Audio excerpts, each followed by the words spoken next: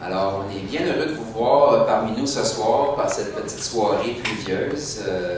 On est bien heureux de vous présenter un sujet qu'on n'adresse pas souvent dans les soirées SMPTE, c'est-à-dire les technologies associées à la radio.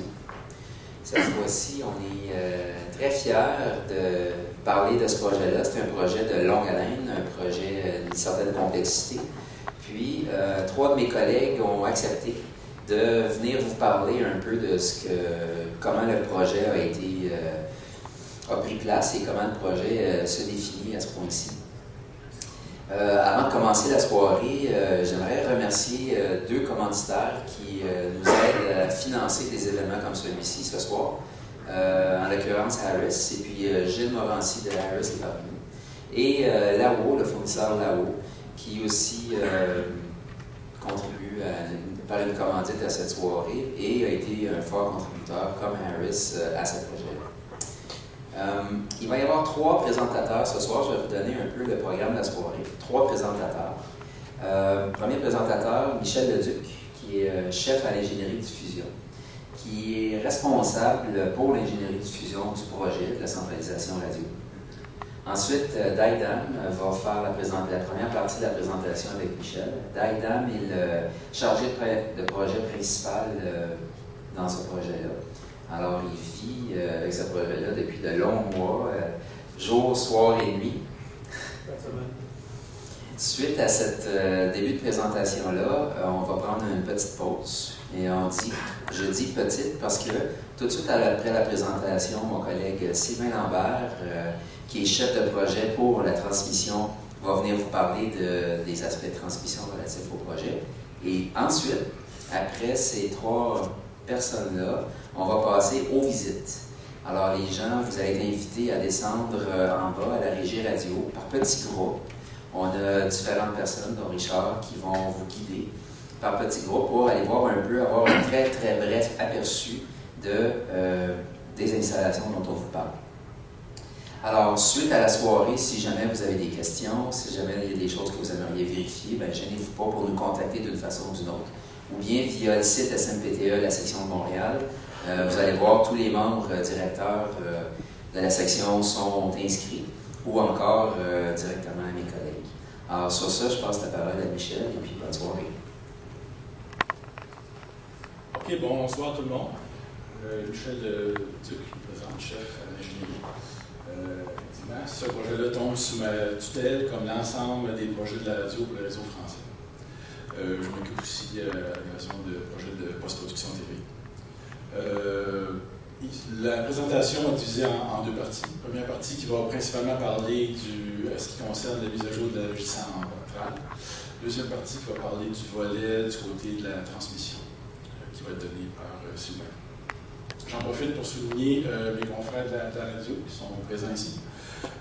Certaines personnes ont contribué aussi largement dans le projet. Il y a entre autres Richard Saint-Jean au niveau des opérations de la régie qui a été fortement impliqué au niveau du design du bruit que vous allez voir un petit peu plus tard. Gaston Robitaille qui a été impliqué au niveau de l'ancrage régional pour l'espace musique. Et puis vous avez José Garneau aussi qui dans le fond, qui s'occupe de l'aspect coordination pour ce qui est la diffusion. Puis Jean-Marc Delapli, qui est le directeur, que j'allais voir lorsque j'avais besoin d'argent.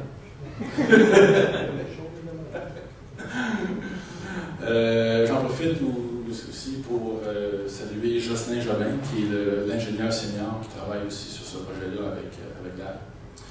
Jocelyn nous donne un bon coup de main aussi au niveau de l'implantation. Sur ce, je vais commencer. Donc, le projet de la centralisation, pour faire un peu un portrait de la situation actuelle, on parle de 23 régies centrales, incluant Toronto, Montréal et les régions. Donc, présentement, physiquement, effectivement, 23 régies centrales qui sont un peu éparpillées au travers du Canada pour répondre aux besoins de diffusion. On a une distribution basée sur des réseaux satellites et terrestres. On a une programmation nationale qui est acheminée vers les régions et là, les régions font des insertions locales pour tout ce qui est programmation locale. Et de façon générale, on parle de plus de 700 transmetteurs qui sont répartis au travers le Canada pour couvrir les besoins du réseau français et anglais.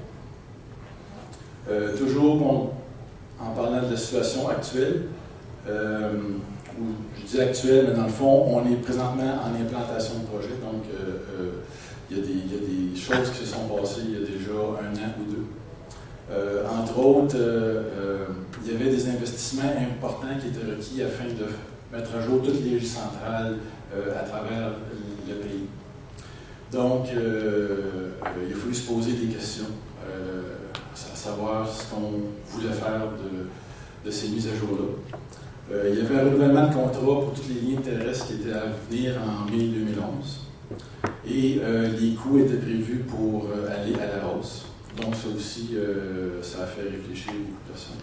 Donc, il y a eu une étude conjointe qui a été faite entre le réseau anglais et français, une étude des coûts versus les bénéfices, pour finalement conclure que oui, ça serait une bonne idée de procéder à la centralisation plutôt que de conserver le modèle actuel. Donc, les objectifs du projet comme tel, c'était de pouvoir acheminer les programmes live vers Toronto et Montréal. Et pour ce faire, il y a un autre projet qui a été mis en branle qui s'appelle NGCN, New Generation Converge Network. Ce projet-là revoit, entre autres, tout justement, c'est le projet qui vient, si on veut, prendre la relève pour notre contrat de lien terrestre qui était issu pour le mois de mai. Donc, on revoit toute l'infrastructure de distribution avec ce projet-là. J'en parlerai pas beaucoup ici parce que ça peut être assez long. Par contre, on a la chance d'avoir la reine des Saint-Germain qui est avec nous. Donc, s'il y a des questions un peu plus pointues sur cet aspect-là, la reine pourra sûrement se faire un plaisir de répondre. Un autre objectif, c'était que les programmes préenregistrés, principalement sur Dallas, seraient acheminés par transfert de fichiers via aussi le réseau NGCN. La mise en onde de Toronto et de Montréal sera faite via Uplink et distribution satellite vers les émetteurs. Et évidemment, de plus en plus, ça devient très à la mode tout ce qui est web, donc les programmes vont être disponibles pour une distribution alternative telle que le web. Bon, ici, on voit un peu, on a mis un diagramme qui illustre les deux concepts. Donc, en haut, vous avez le concept actuel, traditionnel. Vous avez les grands centres comme Toronto qui envoient la programmation nationale vers les régions. Les régions font les insertions locales s'il y a lieu et envoient le signal vers les émetteurs, souvent par ligne terrestre, justement. Le nouveau modèle, qui est la centralisation, c'est que bon, la mise en onde se fait des grands centres comme Toronto et les régions acheminent leur contribution vers ces grands centres-là. Du grand centre, il y a un uplink qui est fait via satellite. Et le satellite distribue les signaux vers les sites d'émetteurs. Ici, c'était juste pour vous illustrer un peu l'ampleur du projet NGCN. Donc, ce que vous voyez comme ligne, c'est tout le nouveau réseau fait par fibre pour se permettre de pouvoir échanger, que ce soit du contenu audio, vidéo ou data entre les différents centres, les différents sites de Radio-Canada. Toujours en parlant du concept, ici, comme vous pouvez voir, vous avez des items qui vont être pré-packagés et des fichiers FTP vont être acheminés via le LAN NGCN. Via une application qui s'appelle Dalet Exchange. Dalet est notre, je dirais, peut-être 80% des productions sont faites via ce système de production-là. Donc, les fichiers sont acheminés vers Dalet Exchange jusqu'au serveur de mise en onde ici à Montréal. Vous avez aussi toute la programmation live qui va aussi passer par le réseau NGCN et qui arrive à notre aiguilleur principal, là-haut. Et vous avez aussi, évidemment, les contributions qui viennent des studios de Montréal. Donc, vous avez un système d'horaire, le système de trafic, qui donne l'horaire à notre système d'automation, qui lui contrôle le serveur de mise en onde de Dallet, contrôle aussi notre aiguilleur là-haut, et s'occupe de faire, dans le fond, tout l'aiguillage requis pour la mise en onde. Et comme je l'expliquais, bon, le feed va monter au satellite et redescend vers les sites d'émetteurs. Il y a plusieurs systèmes importants qui sont impliqués dans ce projet-là. Vous avez le système d'automation dont j'ai parlé, qui est un système ARIS. Vous avez l'aiguilleur principal qui est là-haut. Là-haut, vous avez le serveur qui contrôle, dans le fond, et qui gère toutes les informations. Et c'est aussi ce système-là qui nous donne tout le monitoring et le feedback, qui est fait par la compagnie VSM, qui sont partenaires avec la compagnie là-haut. Vous avez aussi un assez gros système de AvoCent, coréen, impliqué dans le design. Évidemment, comme il y a plusieurs aspects qui sont du transport IP, vous avez des switches Cisco. Évidemment, vous avez les usagers qui vont se servir de ces différents systèmes. Donc, vous avez un schéma abrégé, si on veut, de l'architecture du système. Donc, à votre droite, vous avez le système d'automation ARIS. Donc, vous avez un serveur principal avec des paires de serveurs secondaires. Comme vous pouvez voir, c'est en double, pour une question de redondance. Ces serveurs d'automation-là parlent au serveur VSM via des command servers. Et VSM parle à l'aiguilleur là-haut, qui, lui, dans le fond, aiguille tous les signaux audio qui rentrent et qui sortent. Dans ce cas-ci, on parle d'un aiguilleur décentralisé.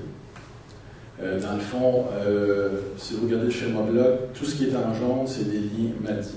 Donc, les I/O sont physiquement répartis un peu partout dans l'édifice, ici, selon les besoins. Donc, vous avez des interfaces d'ALIS, qu'on appelle, qui sont rattachées à l'aiguilleur là-haut. On a aussi décidé pour un certain temps, durant la transition, de continuer à utiliser les I/O Pro-Bell, parce que présentement, l'aiguilleur actuel est un système Pro-Bell. Et c'est des I/O qui aussi supportent la communication MADI, donc on a pu récupérer ces I/O-là. Et dans une grosse partie de nos studios radio, maintenant, on a des consoles numériques studaires qui aussi, eux, peuvent communiquer en MADI à l'aiguilleur là-haut. Donc, comme vous voyez ici, tout est en double, question de redondance. Et vous avez, dépendamment de quel équipement on parle, des liens MADI. Dans certains cas, ce qui est en bleu, c'est des liens IP. Vous avez du contrôle aussi RS-422 et vous avez le système KBF, dans le fond, qui est attaché à tous les serveurs pour permettre à l'opération de minimiser le nombre, évidemment, d'écrans qui sont sur les tables d'opération.